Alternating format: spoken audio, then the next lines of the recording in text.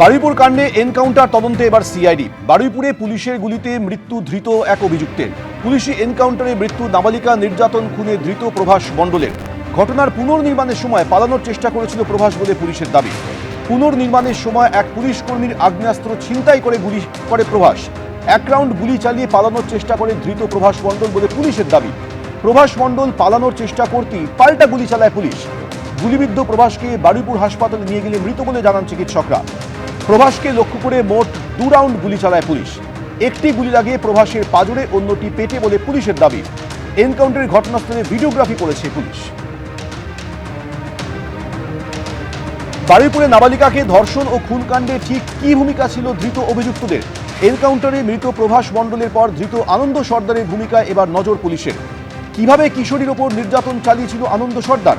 অভিযুক্তদের একসঙ্গে বসিয়ে জেরার মাধ্যমে নতুন তথ্য পাচ্ছেন তদন্তকারীরা বলে পুলিশের দাবি। বাঁচার চেষ্টায় নাবালিকা চিৎকার করায় তার ঘাড়ে আঘাত করে তাকে অজ্ঞান করে দেয় আনন্দ সর্দার। এরপর সংজ্ঞাহীন নাবালিকাকে বস্তার মধ্যে দুমড়ে মুচড়ে ঢুকিয়ে দেয় অভিযুক্তরা বলে পুলিশের দাবি। এদিকে বারুইপুর কাণ্ডে আরও 12 জনকে পুলিশ গ্রেফতার করেছে। এই নিয়ে পুলিশের উপরে হামলা, ভাঙচুর এবং গণপিটুনির ঘটনায় গ্রেপ্তারির সংখ্যা বেড়ে হয়েছে 30। সরকারি সম্পত্তি ভাঙচুরের ঘটনায় গ্রেপ্তার করা হয়েছে আরও 12 জনকে।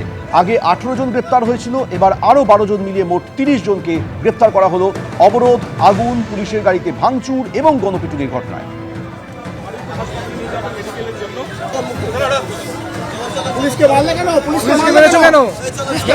ঝামেলার সময় ছিলে তোমরা? ঝামেলার সময় ছিলে?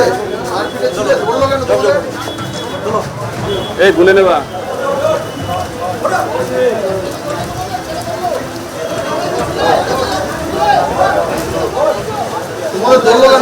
পার্থপ্রতিম ঘোষ আমাদের সঙ্গে সরাসরি রয়েছে। পার্থপ্রতিম, এখনো পর্যন্ত যাদের গ্রেফতার করা হয়েছে তাদের জিজ্ঞাসাবাদ করে পুলিশ এটা কি জানতে পারলো যে রবিবার সকালে পরিস্থিতি এতটা অগ্নিগর্ভ কেন হয়ে উঠলো, কারা বা কেউ কেন উস্কানি দিয়েছিল, এই বিষয়ে কি জানলো পুলিশ?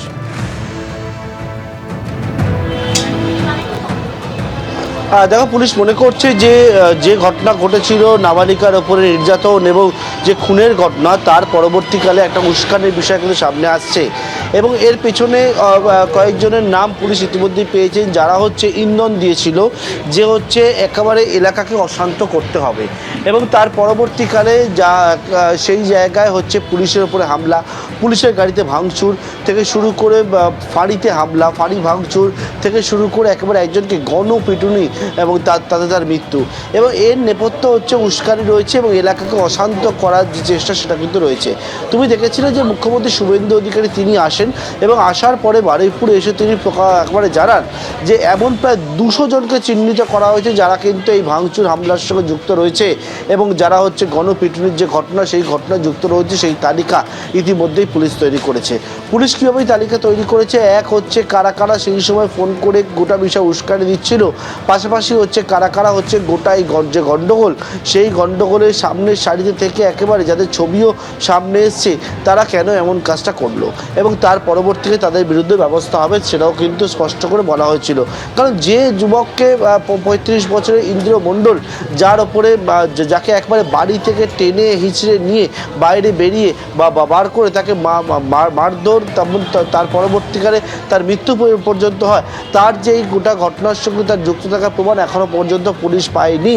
অর্থাৎ এর পিছনে কী কারণ রয়েছে পুলিশ মনে করছে সেটাও খতিয়ে দেখার প্রয়োজন রয়েছে। এবং যখনই মুখ্যমন্ত্রী শুভেন্দু অধিকারী বলেন তারপরে আমরা দেখি যে আলাদা আলাদা মামলা আগেই হয়েছিল এবং অ্যাকশন বোর্ডের নামে পুলিশ গত পরশু থেকে ধরপাকড় শুরু হয়। গতকালকেও প্রায় 18 জনকে গ্রেপ্তার করা হয়েছিল, আজকে আরও 12 জনকে গ্রেপ্তার করা হয়েছে। এই নিয়ে প্রায় 30 জন গ্রেপ্তার করা হয়েছে। পুলিশের তরফ থেকে বলা হচ্ছে এই রেড কিন্তু এখনও পর্যন্ত চলছে।